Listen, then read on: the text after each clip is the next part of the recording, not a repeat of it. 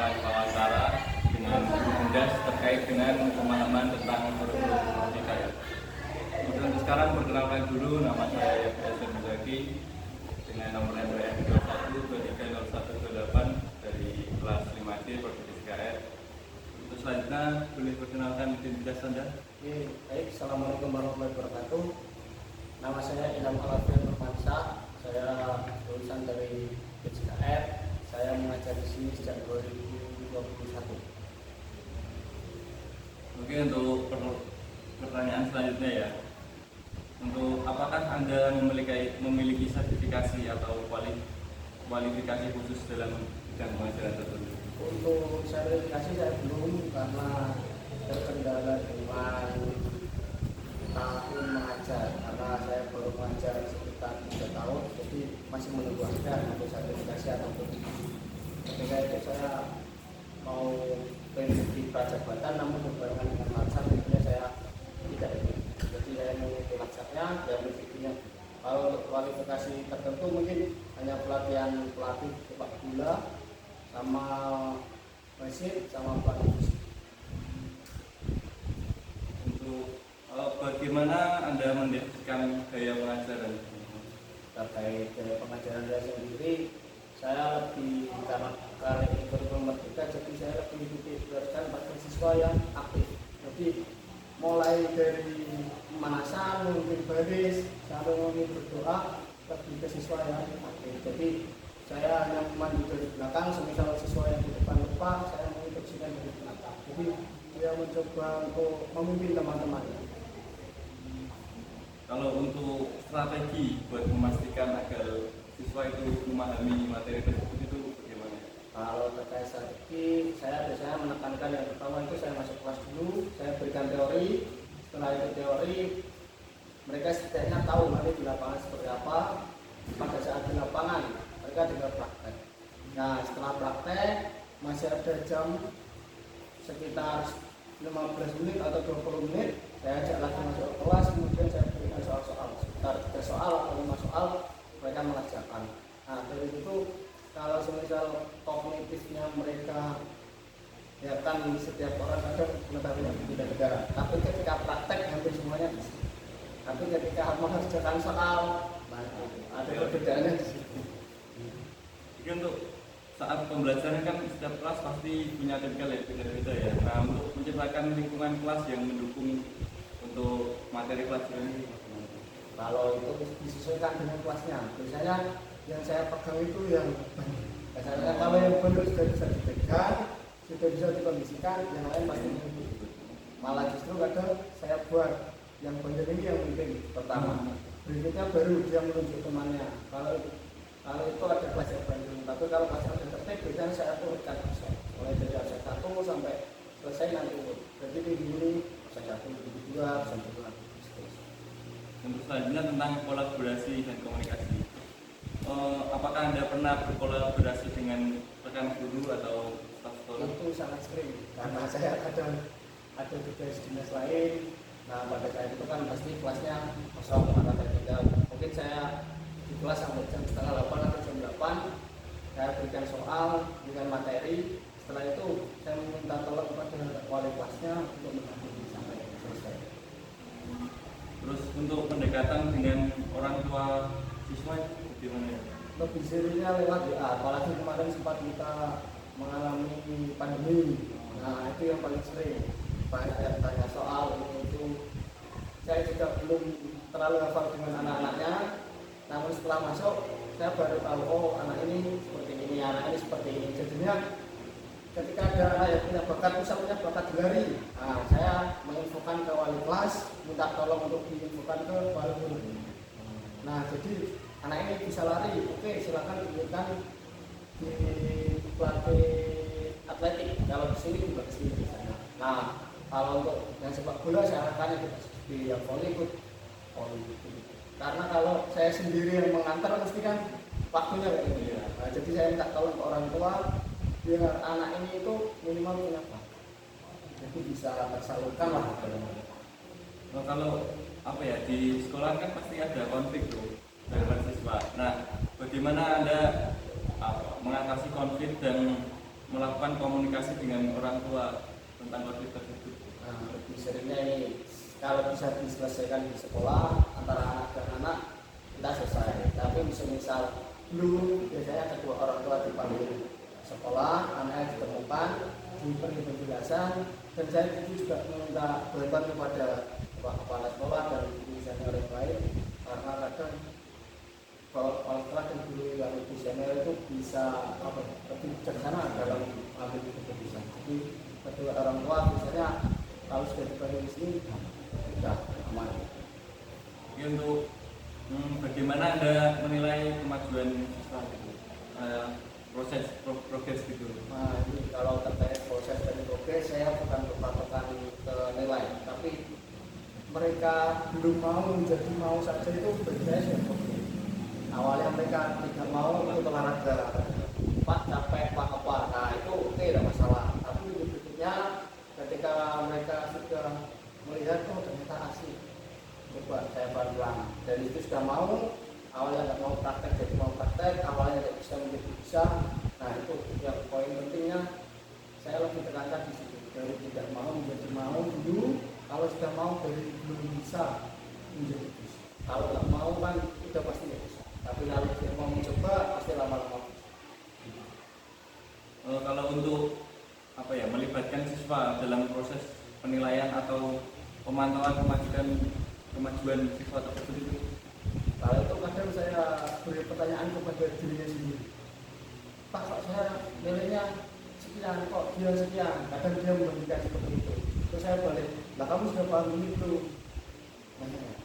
Kadang-kadang cuma tertawa. Tapi kalau yang sudah paham, Pak ini kok betul, yang ini kok saya disalahkan. Yang mana coba? Oh iya, ini jawabannya betul seperti ini ya Pak. Dia ada yang bisa menjelaskan. Kadang gerak dasar lokomotor apa?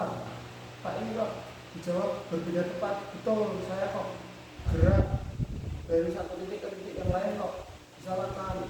Nah itu biasanya saya akan kadang koreksi banyak. Nah itu ketriggeran saya dari situ. Cuman ya itu, oh ya sama aja. Berarti contohnya apa? Berjalan, berlari, mencatat, berarti anak ini dari itu berarti saya juga bisa menilai dan dia membandingkan dengan temannya, berarti kan dia menilai dirinya sendiri. Oke, untuk saudara apakah pernah terlibat dalam kegiatan ekstrakurikuler atau kegiatan lain di luar jam sekolah atau di luar sekolah? Kalau di sini mungkin hanya di volley, karena di sini basicnya itu volley. Hampir setiap RT di sini kan ada volley. Jadi mau nggak mau saya mengikuti yang ada di sini. Kalau saya paksakan untuk bulu tangkis atau tenis meja, mereka basicnya belum ada. Tapi nanti mau saya, kalau untuk di sekolah mungkin baru bola volley atau olahraga. Kalau untuk SSB sepak bola saya arahkan SSB, kayak lari lagi mungkin hanya pada saat olahraga. Kalau untuk sorenya mungkin saya arahkan ke SSB. Tapi kalau saya sendiri di luar kadang latih sepak bola, kadang juga olahraga. Kalau di luar sekolah. Kalau untuk kontribusi pada komunitas dalam organisasi profesi atau masyarakat ada nggak? Kalau itu mungkin di kakak di olahraga. Saya masuk ke pengursian dan kadang ada kegiatan apa juga saya sering pilih. Seperti kemarin pelatihan sosialisasi terkait PS saya pilih karena apa ya alasannya mungkin kalau yang tua itu bisa gantian sing nom-nom. Nah, cara Jawa ini jadi mau nggak mau ya udah oke, saya siap. Lagi pula juga masih muda, kalau bisa cari pengalaman sebanyak-banyaknya. Diberi kesempatan siap. Kalau sekarang kan teknologi yang semakin berkembang ya, semakin maju. Nah, bagaimana saudara mengintegrasikan teknologi dalam pengajaran atau dalam apa? Kalau untuk itu yang paling sering saya pakai ketika pembelajaran senam dan silat. Saya pakai proyektor dan video. Kadang juga senam lantai pun sama, saya belajar dulu. Oh, caranya seperti ini. Kadang kalau dijelaskan kan anak penjelasan saya dengan melihat video, kadang anak bisa melihat video. Bahkan saya praktekkan pun sama dengan melihat video, tapi mereka kadang lebih bangga di video. Terutama pas renang. Kalau materi renang saya sering saya berikan video dulu, peraturan kolam renang seperti apa, sebelum berenang harus apa. Nah itu jadi mereka juga di sana bisa langsung tanya. Jadi bisa kondusif. Mereka naruh tas dulu. Habis naruh tas kan sudah siap buat renang dari rumah. Tasnya ditaruh, setelah itu beres, pemanasan, masuk kolam dan langsung semua. Satu-satu ini terbatas. Nah jadi kakinya dulu, baru nanti muncul. Jadi mereka ada paham apa yang saya kasih di video. Yang paling sering itu pakai video lah, pakai proyektor. Ya, apakah saudara pernah memiliki ide atau pembelajaran tentang PCPL atau basis proyek itu? Kalau terkait proyek, saya lebih sering membuat karya gitu. Saya buat pakai kardus, misal buat stadion nih. Anak-anak kan suka sepak bola, oke, buat dari stadion. Mereka cukup pakai kardus bekas air mineral, cuma dibuka. Jadi yang atas cuma dibuka begini, ini dibuka begini, yang bawah ini mereka gambar lapangan. Ini kan udah kayak stadion. Yeah. Nah, kalau kayak gitu paling mudah buat bulan. Oh iya. Dibuat dari kertas bekas, diuntung-untung, nah udah buat main. Yang paling sering itu sih kalau pelimanya. Soalnya kalau mau minta yang lain belum sampai ke sana. Baru yang itu yang pernah dilaksanakan. Oke, untuk pertanyaan selanjutnya itu ini lebih fokus kepada kurikulum merdeka ya. Untuk pemahaman saudara tentang konsep kurikulum merdeka itu bagaimana? Kalau saya sendiri jujur, karena saya sekolah itu pakai KTSP, saya kuliah juga yang mempelajari kurikulum 13, tapi pas saya ngajar pakai kurikulum merdeka. Jelas, saya masih kurang begitu memahami, cuman ketika ada yang di Playstore merdeka mengajar, saya belajar banyak dari situ. Oh ternyata kalau kurikulum merdeka kita lebih fokuskan ke siswa. Siswa yang lebih aktif, siswa yang biarkan siswa berinovasi, biarkan siswa mengkritisi, kemudian biarkan siswa yang menciptakan. Nah, itu dari situ saya mulai memahami. Oh, jadi balik lagi ke awal lagi. Sudah mulai saya terapkan, mulai dari mereka memimpin baris, memimpin pemanasan, sampai menilai dirinya sendiri, kemudian saling tolong menolong, terutama pada saat mengambil alat. Kalau biasanya kan saya dulu tak buat tiket, tapi itu juga berjalan. Karena kan per minggu kadang lupa, oh itu jatahmu. Nah, akhirnya kadang saya buat yang misal yang putra yang ambil, yang putri yang ambil. Kalau yang itu nanti kan, jadi gotong-royongnya dapat. Ya, untuk selanjutnya yaitu bagaimana Anda menerapkan fleksibilitas kurikulum untuk menyesuaikan kebutuhan dan minat siswa. Nah, itu saya sesuaikan dengan materi. Yang pertama adalah kalau materinya bisa saya laksanakan, alat-alatnya ada, dan semisal nggak ada ya saya modifikasi sendiri. Yang penting tidak keluar dari materi yang ada. Nah, jadi dari situ nanti bisa tersampaikan lah apa yang diinginkan oleh kurikulum, bisa saya sampaikan ke anak-anak bisa menerima. Terus kalau bagaimana Anda memfasilitasi pembelajaran yang berpusat pada peserta didik? Balik lagi ke tadi, yang pertama mulai dari pemanasan sampai kadang praktek pun ketika ada anak yang sudah bisa saya panggil dulu ke depan. Oke, kamu misal pasang bawah, dia posisinya sudah siap, saya lempar bola, dia sudah bisa kan? Nah, nanti saya jelaskan ke anak-anak caranya seperti ini, tangannya lurus, badannya sedikit bongkok. Dengan anak ini yang praktek, jadi dia sudah praktek, sudah betul. Anak-anak yang belum tahu tinggal melihat dia, jadinya bisa seperti terpusat. Kalau itu kadang saya suruh menjelaskan, kamu yang benar bagaimana, apakah itu sudah betul atau belum, apakah itu masih kurang, orangnya gimana. Nah, jadi dia mulai mengkritisi apa yang sudah dia lakukan. Oke, kembali lagi untuk ini membahas teknologi lagi ya, untuk bagaimana mengintegrasikan teknologi dalam proses pengajaran sesuai dengan prinsip kurikulum. Ya, sama.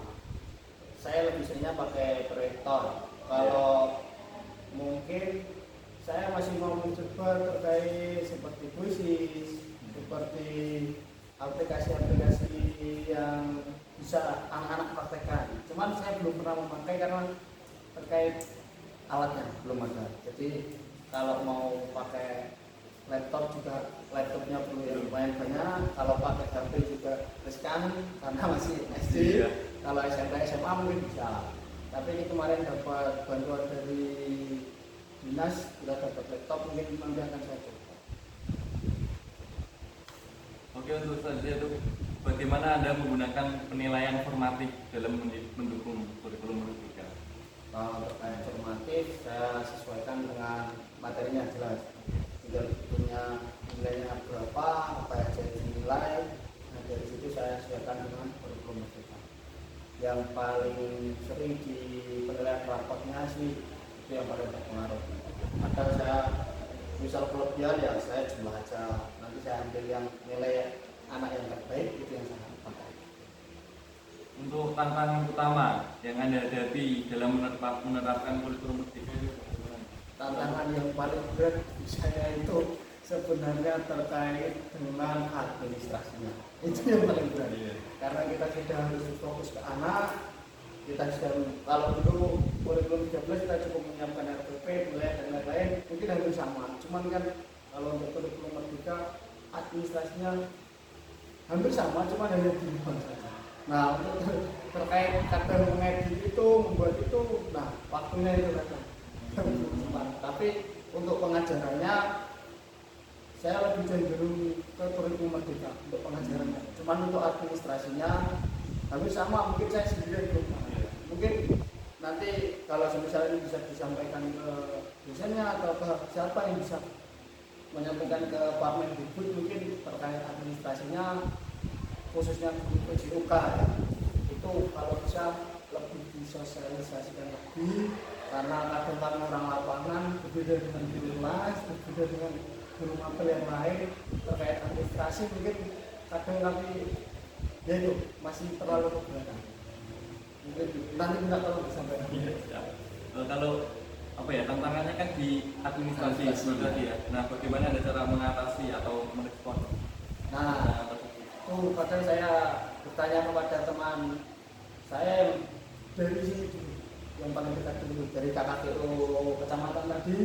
Kita saling komunikasi terkait kurikulum, administrasinya, bahkan saling bertukar terkait CP, ATP itu, kita saling bertukar informasi. Kalau di sini sudah buntu, biasanya kita keluar ke lingkup kabupaten. Kalau buntu lagi, saya nyari info ke teman-teman yang di luar kabupaten. Barangkali tahu teman-teman kuliah dulu kan banyak itu. Saya sering tanya seperti itu. Kadang kita tukar informasi dan saling isi. Jadi semisal nanti di sana bisa dilaksanakan di sana, belum tentu dilaksanakan di sini. Nah itu tak modifikasi. Jadi disesuaikan dengan lingkungan di sini. Oke, kalau siswa kan pasti memiliki karakter yang beda-beda ya. Nah, bagaimana cara mendukung atau untuk mengembangkan karakter siswa selama belajar? Itu tentunya saya bedakan. Kadang memang saya bedakan. Kadang anak yang sudah bisa saya kumpulkan dengan yang bisa dulu, supaya apa ya, intinya itu permainan bisa berjalan. Nah, kadang kalau yang belum bisa dengan yang bisa kan jadi tidak seimbang, jadi bingung. Tidak berjalan ya permainan. Nanti yang sudah tahu dengan yang tahu saya kelompokkan dulu, mainkan dulu permainannya. Yang ini biar melihat. Nah, nanti ketika mereka melihat pasti sudah paham, sedikit banyak pasti akan mengerti. Oh iya, oh iya, oh iya. Nah itu nanti ini selesai, beda ini yang main. Nah mungkin mereka belum paham sepenuhnya. Nah disitu saya tinggal memberitahu sedikit-sedikit. Jadi tidak memberitahu langsung nol. Kalau dia tidak tahu sama sekali, dia main pertama kan nanti. Tapi kalau sudah ada yang paham dan ada yang belum paham, contohkan dulu lah. nah nanti kalau masih ada waktu baru di mix antara yang sudah paham dan yang belum paham. Jadinya biar nanti paham semua, minggu depan kita kompetisi. Jadi untuk kelas besar, tapi kalau kelas kecil dikompetisikan saya belum berani karena kadang ya namanya masih resiko kan? Ya masih resiko, nanti banyak kadang ketegor itu masih resiko. Tapi kalau kelas 4, 5, 6, apalagi kelas 6 sudah berani untuk dikompetisikan. Untuk pertanyaan selanjutnya, bagaimana saudara melibatkan orang tua dalam mendukung implementasi kurikulum Merdeka? Itu tadi saya seringnya itu, misal anak sudah tahu, kadang saya lihat anak, oh punya bakat belajar, saya komunikasikan dengan wali kelas supaya dikomunikasikan dengan paling baik. ada yang punya bakat di voli sama, ada yang punya bakat di sepak bola sama. Alhamdulillah kalau saya ngajar di sini, kalau dulu sudah banyak yang sampai Jawa Tengah, tapi saya 2021 baru tembus di kabupaten. Baru juara 1, apalagi ada COVID kan, Kopdar, jadinya yang di Jawa Tengah belum berjalan. Kalau alhamdulillah di sini kemarin sempat juara 1 kabupaten, Kopdar, bola voli. Anaknya ini baru kelas 6. Kalau yang satu itu putri, kalau yang juara 1 putra. Yang putri itu diminta SMP 1 Jepara, itu langsung diminta. Jadi dia belum lulus sudah diminta. Nah itu saya komunikasi dengan wali muridnya. Saya pun nggak berani langsung jawab pada saat diminta itu. Saya jawab, dia nanti tak bilang ke orang tuanya dulu. Kalau semisal orang tuanya boleh, saya juga persilakan. Karena anaknya sepertinya mau. Karena yang ini dia masih bisa voli, dia juga masih bisa belajar. Dan SMP-nya pun favorit lah. Ya, jadi dari situ saya komunikasi dengan orang tuanya langsung. Awalnya belum bisa jawab, tapi pada akhirnya lama-kelamaan kasarannya gini, masa jenengan diberi daging pak tolak. Nah gitu, jenengan tidak minta, jenengan tidak beli, jenengan dikasih diantar ke rumah kok jenengan tolak. Nah kasarannya saya sampai kiaskan seperti itu. Pada akhirnya gimana pak, saya yang penting manut jenengan, yang penting anaknya mau dan nanti bisa berprestasi. Kemudian yang penting bisa diterima pak. Karena kan mikirnya kan mungkin generasinya jauh, nilai anaknya rapot juga tidak terlalu bagus, standar lah. Tapi untuk prestasi di olahraga kan ada. Nah saya bisa menjamin untuk keterima di sana kan dia punya piagam sama diminta langsung sama pelatih. Jadi oke, ini dari situ itu baru 1 lah. Nah mungkin saya next target lebih banyak lagi. Soalnya yang penting anak bisa lanjut sekolah itu kalau saya. Soalnya kadang lihat anak sekolah itu juga bingung, itu sih salah anaknya apa orang tuanya, apa gini sih orang ngandani. Maka saya berpikir seperti itu. Ya mungkin pertanyaannya cukup ya. Terus terima kasih Pak Ilham untuk bisa meluangkan waktunya untuk wawancara kali ini. Mungkin sekian wawancara dari saya atau kami ya. Kurang lebihnya mohon maaf, bila ada salah kata ya mohon dimaafkan. Dan dari kami terima kasih. Assalamualaikum warahmatullahi wabarakatuh.